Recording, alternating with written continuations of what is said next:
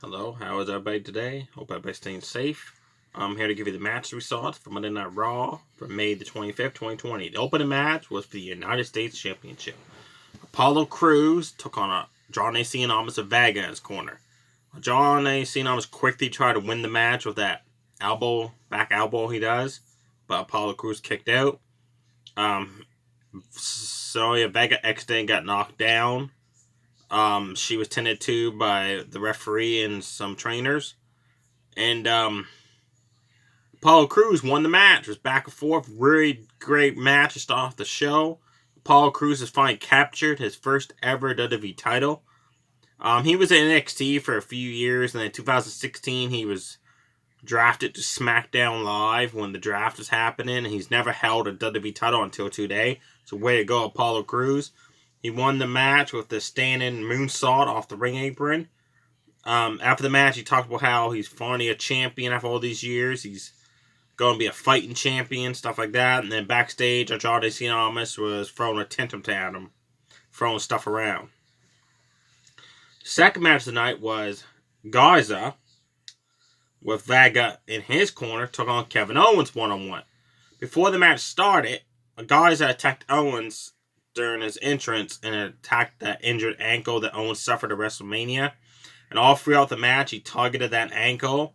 But once Owens got the momentum going, he was on fire. But he couldn't pull off the stunner or the pop-up powerbomb because of how hurt his ankle was. And this allowed Garza to pick up the win with the wing clipper for the 1-2-3. Really good match. Check that one out.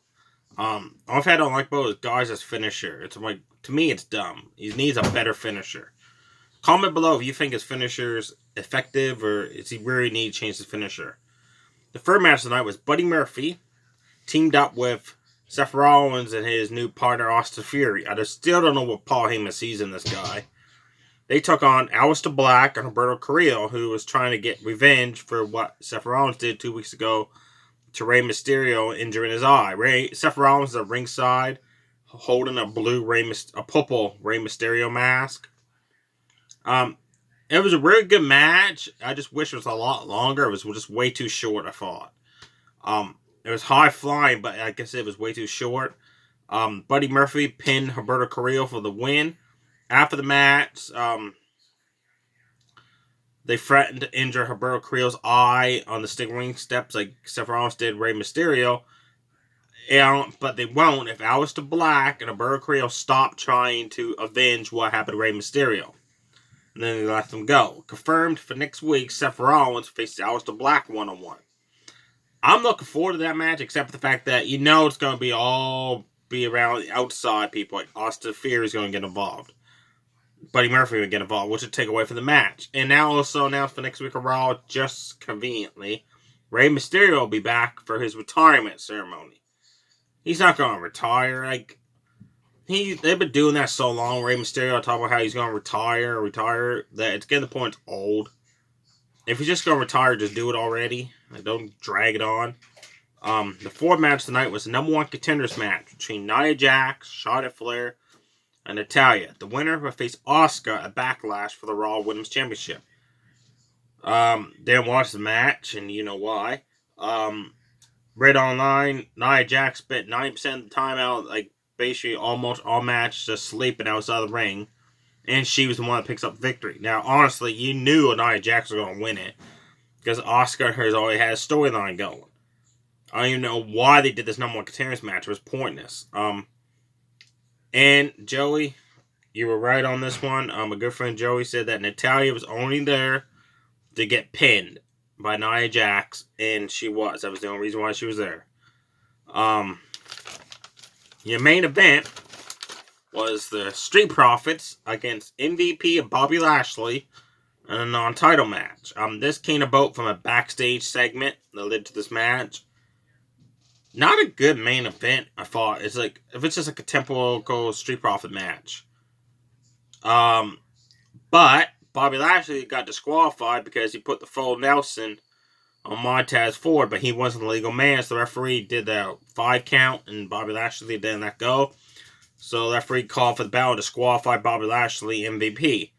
After the match, Drew McIntyre ran out, and him and Lashley started brawling, and then They had NXT talent there, the new people and NXT trainees, people trying to make it to NXT. Was at a ringside. They actually had people at ringside.